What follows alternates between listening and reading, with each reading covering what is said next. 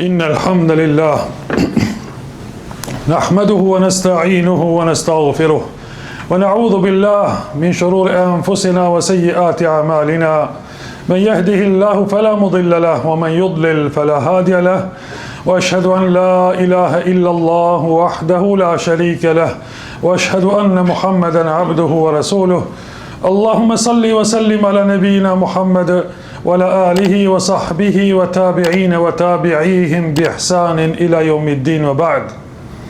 Falënderimi takon vetëm Allahut subhanahu wa taala fuqi plot. Prej tij ndihmë kërkojmë dhe vetëm prej Allahut falje për gabimet tona kërkojmë. Atë që udhëzon Allahu, askush nuk ka mundësi ta devijoj, dhe atë që lën Allahu në humbje në devijim, askush nuk ka mundësi ta udhëzoj posti.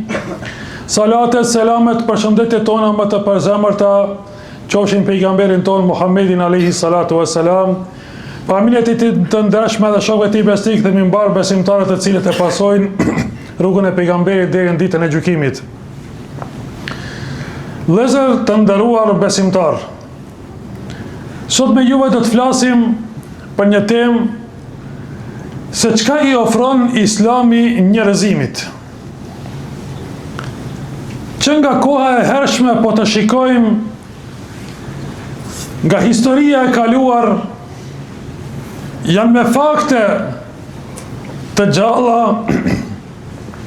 muslimanët në përgjithësi që i kanë afru botës, jo vetëm botës islame, por dhe botës jo islame.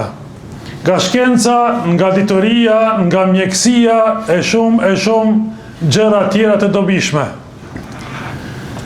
Ishin të parët që i afruan në mjekësi, ishin të parët që i ofruan zbulime në oftalmologji, ishin të parët që ofruan zbulime dhe po ashtu prova të ndryshme në aviacion, ishin të parët që ofruan zbulime të ndryshme shkencore.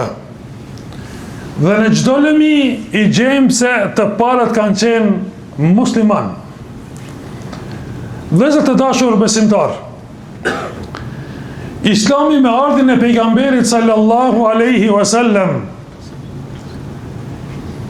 ka ndryshuar botën për së miri dhe për së mbari. Kur erdhi pejgamberi sallallahu alaihi wasallam, i ofroi botës tauhidin, akiden, besimin e pastër, që njerëzit mos t'i besojnë krijesave, por t'i besojnë vetëm Allahut azza wa jall, krijuesit të njerëzve. Atij t'i besojnë dhe vetëm atë ta madhërojnë dhe vetëm Allahun azza wa jall ta adhurojnë dhe askë tjetër, pra mos t'i përshkruajnë shok Allahut azza wa jall në adhurim. Kur të shenë në botë, ka shumë ideologji, shumë besime të ndryshme, ku besojnë në gjëra të ndryshme, Allahu azza wa jall ka kërkuar që njeriu ta besoj vetëm një Allah, ta besoj vetëm një rrugë. Ajo është rruga që e çon njeriu në xhennet. Pra, Islami ka ardhur që njerëzit të gjithë t'i bashkojnë me një rrugë dhe me një krijues, dhe të gjithë njerëzimi t'i nënshtrohen Allahut subhanahu wa taala me adhurim dhe askujt tjetër. Kjo është pra një bashkësi, një unitet që i afron Islami njerëzimit, ku nuk do të ketë ndarje të mendimeve të ndryshme dhe ideologjive të ndryshme, por është një fe, është fe e vetme qiellore që i ka caktuar Allahu azza wa jall këto rregulla të jenë pra të përhershme. Fe tjera që kanë qenë para Islamit po ashtu qiellore, por kanë qenë për kohë dhe për vend të caktuar, kurse Islami është fe e përhershme për mbar njerëzimin. Vëllezër të dashur besimtar, Islami afron barazi dhe drejtësi.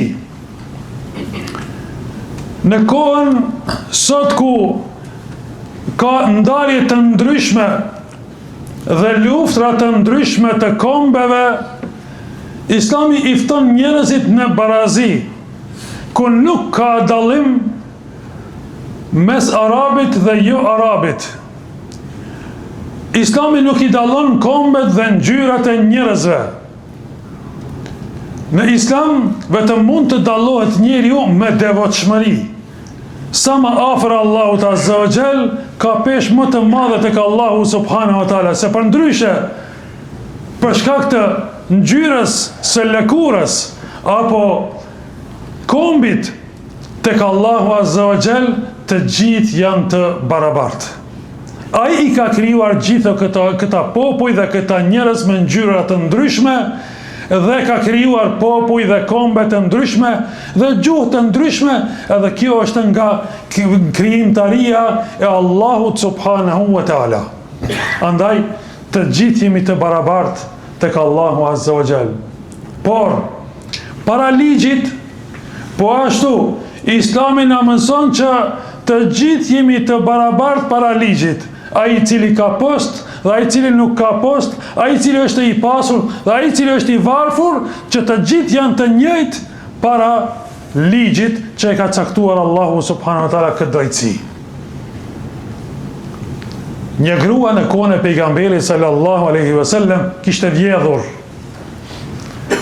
Dhe fisi i saj hajde ta gjen dikë me ndërmjetësu të pejgamberi sallallahu alaihi wasallam që mos të ndëshkohet ajo. Dhe e kanë gjetë, kanë thënë më i afër me pejgamberin alayhis salam, që e don shumë pejgamberi alayhis salam, është Usama ibn Zeid. Shkoni tek ai dhe ne shkon te pejgamberi alayhis salam, ne ndërmjetëson. Ka ardhur ky sahabi te pejgamberi alayhis salam dhe i ka thënë pejgamberit sallallahu alaihi wasallam. Atë shumë u nervozu dhe u hidhru pejgamberi sallallahu alaihi wasallam, sepse po kërkon ndërmjetësim në padrejtësi. Po kërkon ndërmjetësim për shkak afërsisë tashti që ta liroj pejgamberi sallallahu alaihi wasallam nga ndëshkimi.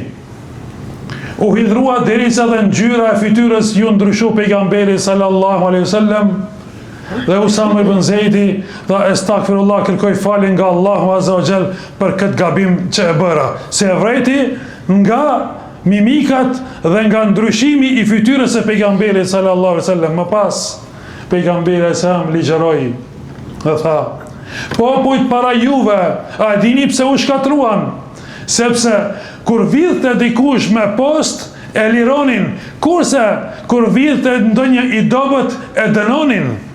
Andaj u shkatruan. Wallahi, po të vjedh edhe bia ime Fatimia, do t'ja këpusja dorën.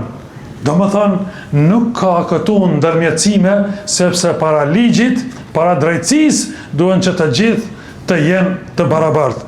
Dhe këtë gjë, o vëllezër të dashur, kështu na mësoi pejgamberi sallallahu alaihi wasallam, të jemi të drejtë mas pari me vetveten tonë.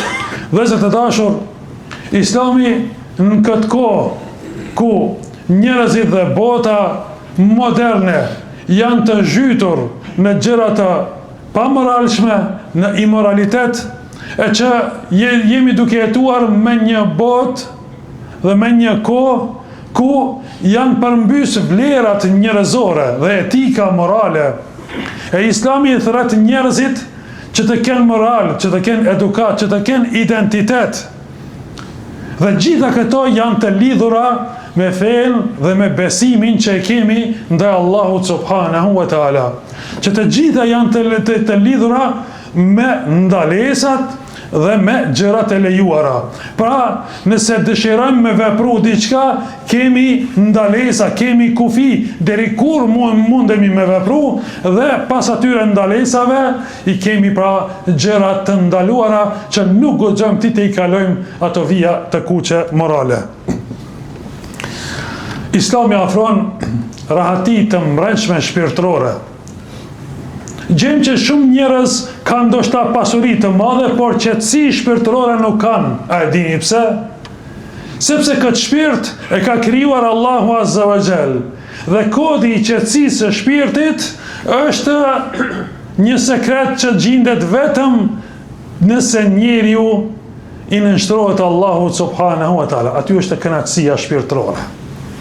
zemra qetësohet, ashtu që ka thënë Allahu Azza wa Jall, ela bi dhikrillahi tatma'innul qulub, me të vërtet, me përmendjen e Allahut Azza wa Jall qetësohen shpirtrat.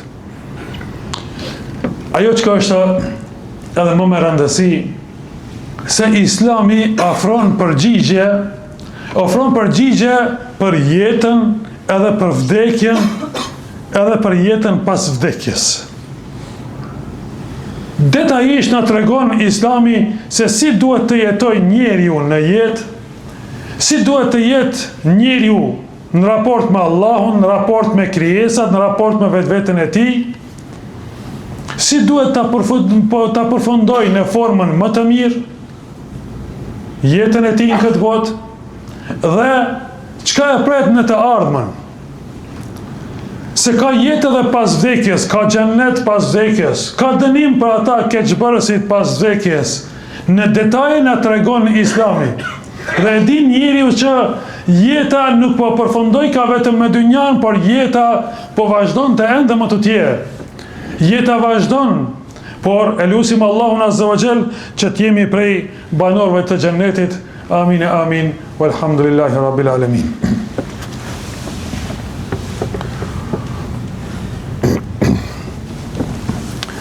Alhamdulillahi rabbil alamin, wa afdalu salatu wa tamu taslim ala nabina sallallahu alaihi wasallam. Falenderojmë Allahun Azza wa Jall, salatet dhe selamet qofshin pejgamberin tonë Muhammedin alaihi salatu wa salam. Vëllezër të dashur besimtar, kjo fe është fe e emanetit. Këtë fe, çdo kush hyn dhe bëhet musliman, e pranon këtë fe, thot la ilaha illallah Muhammadur Rasulullah, pra ky automatikisht ka pranuar përgjegjësi prej Allahut subhanahu wa taala. Është deklaruar si musliman. Pra kjo fe është emanet. Andaj, para se të flasim me dikë për fenë tonë dhe kush jemi dhe çka jemi, duhen veprimet tona me reflektu. Gjë që daveti më i madh dhe më i pastër dhe më i sinqert është përmes veprimeve, përmes sjelljes. Andaj kujdes se çka jemi duke vepruar. Çdo kush, çdo musliman e përfaqëson fenë islame. Andaj duhet që të i kemi kujdes se si po e përfaqësojmë dhe çfarë mesazhi po i dërgojmë të tjerëve për fenë tonë. Sepse njeriu nuk të sheh si të ndarë ty nga feja jote, por e din që kur të sheh ty si musliman, atëherë ti je përkatës i kësaj feje dhe ti je automatikisht përfaqësues i fesë tënde. Dhe pejgamberi sallallahu alaihi wasallam na ka dhënë një porosi, më i miri prej jush është ai i cili është më i dobishëm për njerëzit. Sa më i dobishëm të jesh, sa më i sjellshëm të jesh. Edhe kjo fillon që nga familja jonë. Të jemi të sjellshëm, të jemi të drejtë. Mas pari me familjen tonë, të reflektojmë tek familjet tona, e më pas edhe më gjerë. Allah na përmirësoft gjendjen tonë, Allah na përmirësoft popullin tonë, Allah përmirësoft mbar besimtarët kudo që të jenë në përbot. E lutim Allahun Azza wa Jall ti pranoj adhurimet tona, ta pranoj agjerimin ton. E lutim Allahun subhanahu wa taala ti pranoj lutjet tona. E lutim Allahun Azza wa Jall ti ndihmoj muslimanëve në vendin tonë dhe mbar në përbot. E lutim Allahun subhanahu wa taala që kur të ndajme për kësaj dunjaje, të ndajme duke qenë Allahu i kënaqur me veprat tona dhe me fjalët tona. Amin e amin. Walhamdulillahi rabbil alamin. Wa aqimus salah. Inna salata tanha anil fahsha'i wal munkar. Wa la dhikrullahi akbar. Wallahu ya'lamu ma tasna'un.